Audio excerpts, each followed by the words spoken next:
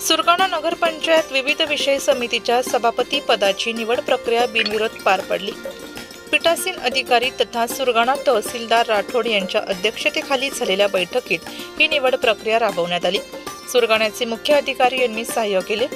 विविध समितीच्या निवडण्यात आलेल्या सभापती पुढील प्रमाणे: सार्वजनिक बांधकाम सभापती विजय धनराज कानडे, स्वच्छता आरोग्य शिक्षण समिती सभापती संजय लक्ष्मण पवार, पाणी पुरवठा जलनिसारण समिती सभापती सचिन रमेश आहेर, महिला बाल कल्याण सभापती प्रमिला भोये, नियोजन व विकास समिती यांची बिनविरोध निवड करण्यात आली।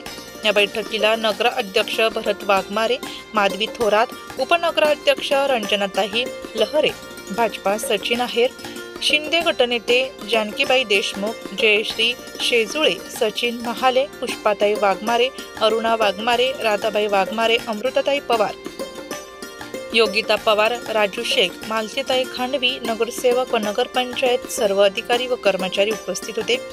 निवडलेल्या सर्व सभापतींचा नगर अध्यक्ष व मुख्याधिकारी यांनी सत्कार केला व निवडणूक सुरळीत पार पडली। नाशिक लोकशाही न्यूजसाठी सुरगाणा व्यवस्थापक विजय कानडे, नाशिक।